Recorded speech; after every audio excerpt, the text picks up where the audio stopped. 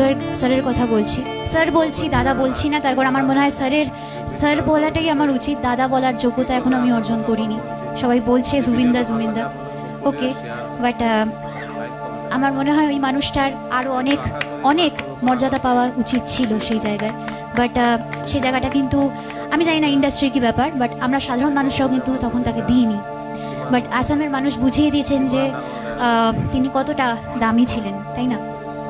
এবং এখন যে গানটি গাইবো, একটু অল্প করেই গাইছি। গানটা আজকে খুব খুব ভাইরাল হচ্ছে, খুব ভাইরাল। এখন তো অনেকে মানে ট্রেন্ডিংয়ে আসার জন্য রীতিমতো গানটা গাইছে। বাট একটা আমার খুব অদ্ভুত লাগে, যখন আমি প্রথম গানটা শুনেছিলাম কোভিডের সময়, এবং আমি তখন গানটা রেডি করেছিলাম বিকজ আসামের মানুষজন আমাকে রিকোয়েস্ট করেছেন এই গানটা গাওয়ার জন্য। তো তখন আমি গানটা রেডি করি। আজকে সবার মুখে মুখে গানটা প্রচলিত হয়ে গেছে। এখন মানে গানটার নাম নিলেই বোঝা যাচ্ছে আচ্ছা এই গানটা এরকম। তখন কেউ জানতো না এই গানটার ব্যাপারে। তো জানি না, উনি হয়তো আজকে সবটাই শুনছেন, হয়তো সেই জায়গাটা তখন পায়নি, আজকে পাচ্ছেন। হয়তো উনি খুশি হচ্ছেন যেখানেই আছেন। তো অল্প একটুখানি গাইছি ওনাকে ট্রিবিউট দেওয়ার জন্য, একটুখানি।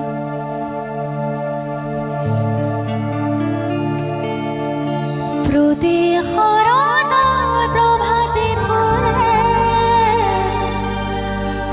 কুবো তোমাকে কথা প্রতি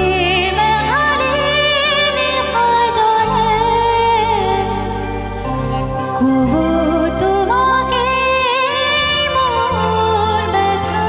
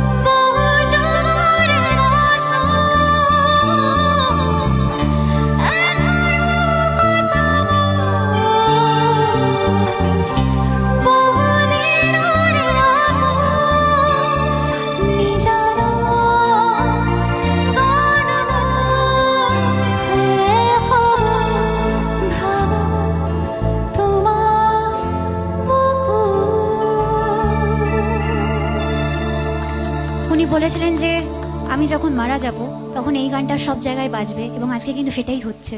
আজকে উনি মারা গেছেন, আজকে সব জায়গায় এই গানটা বাজছে। অন্য কোনো গান হয়তো এতটা বাজছে না, বাট এই মায়াবিনী গানটাই কিন্তু সকলের মুখে মুখে প্রচলিত। একটা জোরে হাতালি হয়ে যাক দ্য লেজেন্ড জুবিন গার্গ স্যারের জন্য।